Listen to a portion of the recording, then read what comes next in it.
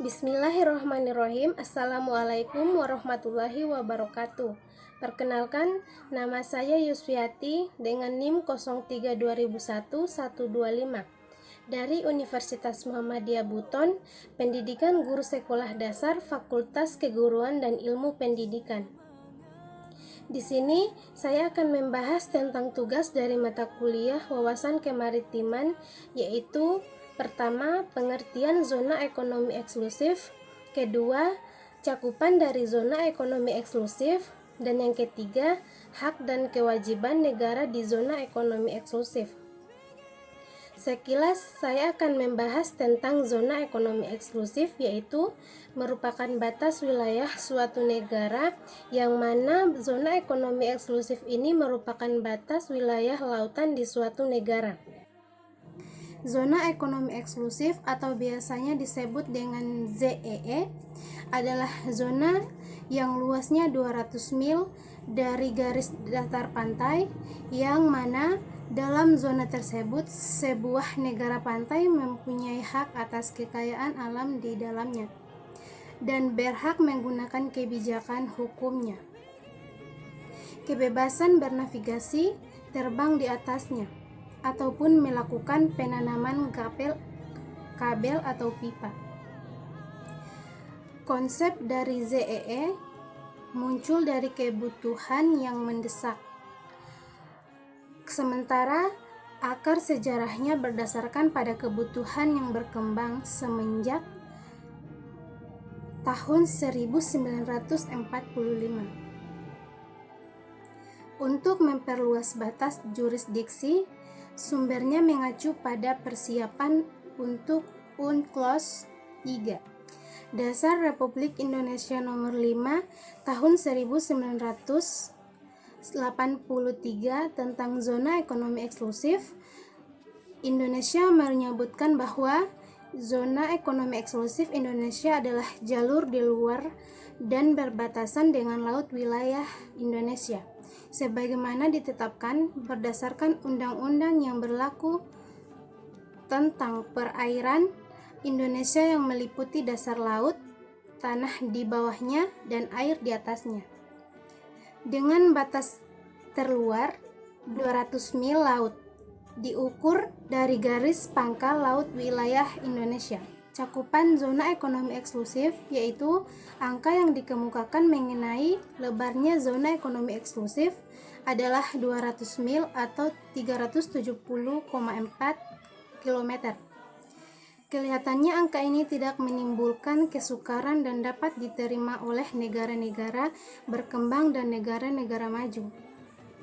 Semenjak dikemukakannya gagasan zona ekonomi, angka 200 mil dari garis pangkal sudah menjadi pegangan. Sekiranya lebar laut wilayah 12 mil sudah diterima, seperti kenyataan sekarang ini. Sebenarnya, lebar zona ekonomi eksklusif adalah 200 kurang 12 sama dengan 188 mil. Sebagaimana telah dikemukakan, hak-hak negara pantai atas kedua laut tersebut berbeda, yaitu kedaulatan penuh atau laut wilayah, atau bisa disebut dengan teritorial, dan hak-hak berdaulat atas zona ekonomi untuk tujuan eksploitasi sumber kekayaan yang terdapat di daerah laut tersebut. Batas dalam ZEE adalah batas luar dari laut teritorial. Zona batas luas tidak boleh melebihi kelautan 200 mil dari garis dasar di mana luas pantai teritorial telah ditentukan. Kata-kata dalam ketentuan ini menyarankan bahwa 200 mil adalah batas maksimum dari ZEE.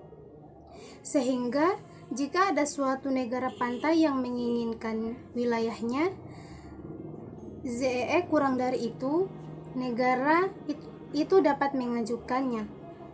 Di banyak daerah, tentu saja negara-negara pantai tidak akan memilih mengurangi wilayah ZEE-nya kurang dari 200 mil karena kehadiran wilayah ZEE negara tetangga. Kemudian timbul pertanyaan mengapa luas 200 mil menjadi pilihan maksimum untuk ZEE atau zona ekonomi eksklusif. Alasannya adalah berdasarkan sejarah dan politik, 200 mil tidak memiliki geografis umum, ekologis dan biologis nyata.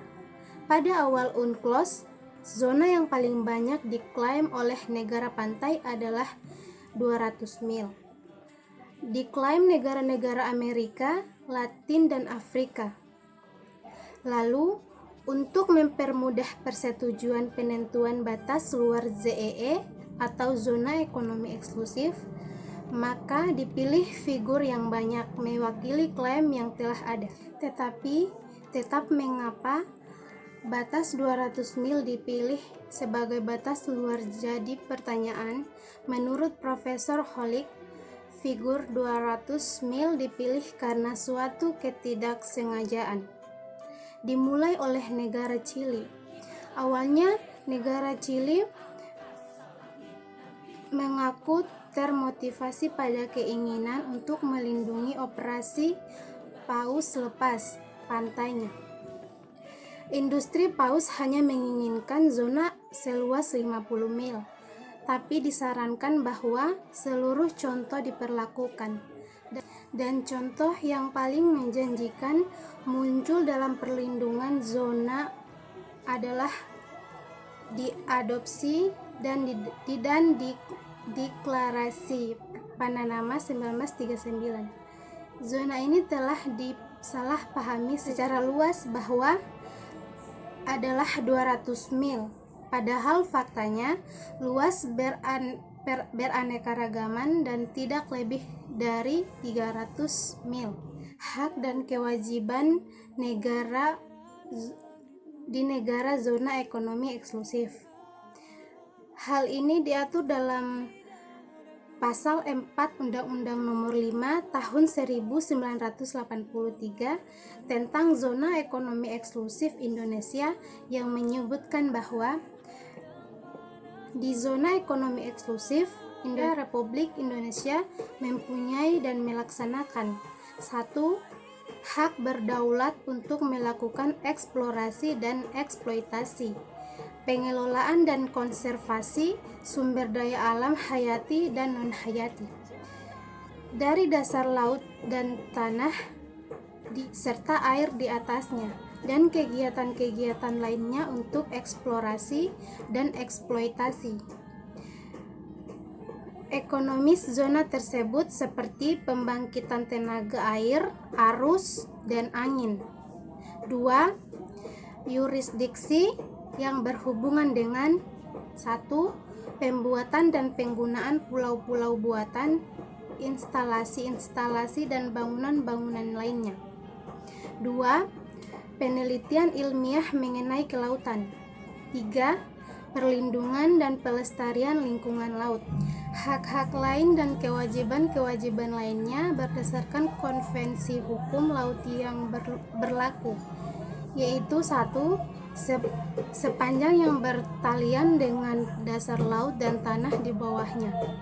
Hak berdaulat, hak lain, yurisdiksi, dan kewajiban-kewajiban Indonesia sebagaimana dimaksud dalam ayat 1 dilaksanakan menurut peraturan perundang-undangan landas kontinen Indonesia, persetujuan antar Republik Indonesia dengan negara-negara tetangga, dan ketentuan-ketentuan hukum internasional yang berlaku. 2. Di zona ekonomi eksklusif Indonesia, kebebasan pelayaran dan penerbangan internasional, kebebasan pemasangan kabel dan pipa bawah laut diakui sesuai dengan prinsip-prinsip hukum laut internasional yang berlaku. Di zona ekonomi eksklusif, setiap negara pantai seperti Indonesia mempunyai hak berdaulat untuk tujuan eksplorasi, eksploitasi, dan konservasi.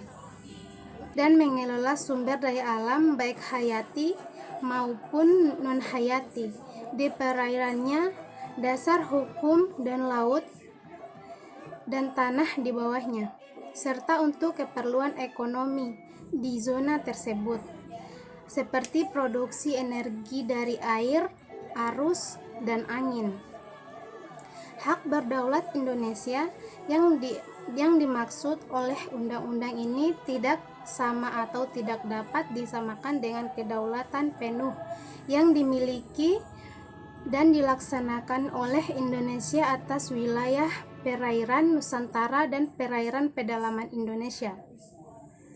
Berdasarkan hal tersebut di atas, maka sanksi-sanksi yang diancam di zona ekonomi eksklusif di Indonesia berbeda dengan sanksi-sanksi yang diancam di perairan yang berada di bawah kedaulatan Republik Indonesia tersebut. Sedangkan jurisdiksi Indonesia di zona itu adalah jurisdiksi membuat dan menggunakan pulau buatan, instalasi, dan bangunan, riset ilmiah, kelautan, perlindungan, dan pelestarian lingkungan laut. Dalam melaksanakan hak berdaulat dan jurisdiksinya di zona ekonomi eksklusif itu, Indonesia harus memperhatikan hak dan kewajiban negara lain. Hal yang tidak kalah pentingnya adalah kewajiban menetap batas-batas zona ekonomi eksklusif Indonesia dengan negara tetangga berdasarkan perjanjian, pembuatan peta dan koordinat geografis, serta menyampaikan salinannya ke Sekretaris Jenderal PBB. Hak dan kewajiban negara lain di zona ekonomi eksklusif diatur oleh Pasal 58 Konvensi Hukum Laut 1982, yaitu sebagai berikut. 1. Di zona ekonomi eksklusif, semua negara, baik negara berpantai atau tak berpantai, menikmati dengan tunduk pada ketentuan yang relevan konvensi ini. Kebebasan-kebebasan pelayaran dan penerbangan, serta kebebasan meletakkan kabel dan pompa bawah laut yang disebut dalam pasal 87, dan penggunaan laut yang berkaitan dengan ketentuan-ketentuan lain konvensi ini. 2.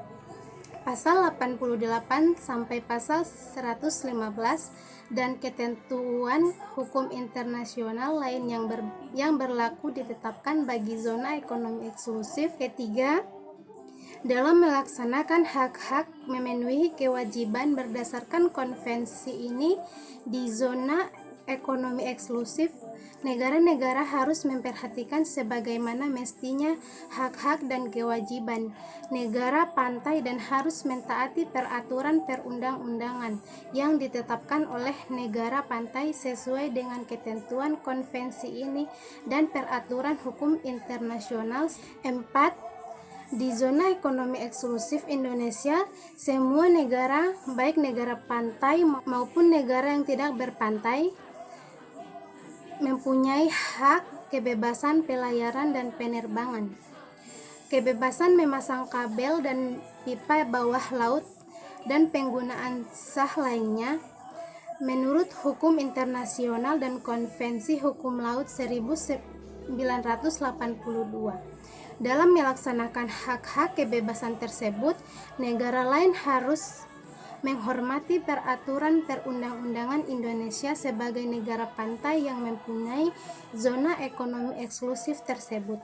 Negara pantai dapat mengajukan peraturan perundang-undangan sebagai dicantumkan dalam pasal 73, yaitu 1. Negara pantai dapat melaksanakan hak berdaulatnya untuk melakukan eksplorasi dan eksploitasi, konservasi dan pengelolaan sumber kekayaan hayati di zona ekonomi eksklusif, mengambil tindakan demikian, termaksud menaiki kapal, memeriksa, menangkap, dan melakukan proses peradilan, sebagaimana diperlukan untuk menjamin ditaati peraturan perundang-undangan yang ditetapkan sesuai dengan ketentuan konvensi ini.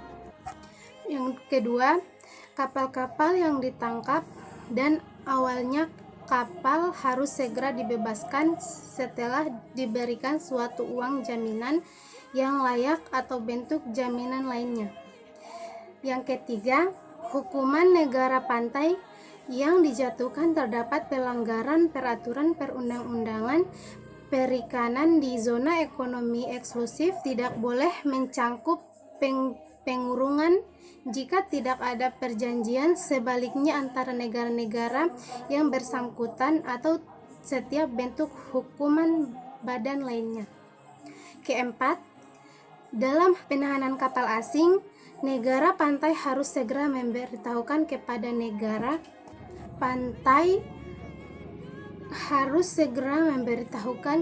negara bendera melalui saluran yang tepat mengenai tindakan yang diambil dan mengenai setiap hukuman yang kemudian dijatuhkan. Aparatur penegak hukum di bidang penyidikan di zona ekonomi eksklusif Indonesia, Angkatan Laut yang ditunjuk oleh Panglima Angkatan Bersenjata Republik Indonesia, pengadilan yang berwenang mengadili pelanggaran terhadap ketentuan undang-undang ini adalah pengadilan negeri yang daerah hukumnya meliputi pelabuhan di mana dilakukan penahanan terhadap kapal atau orang-orang. Sekian dari saya. Billahi taufiq wal hidayah. Wassalamualaikum warahmatullahi wabarakatuh.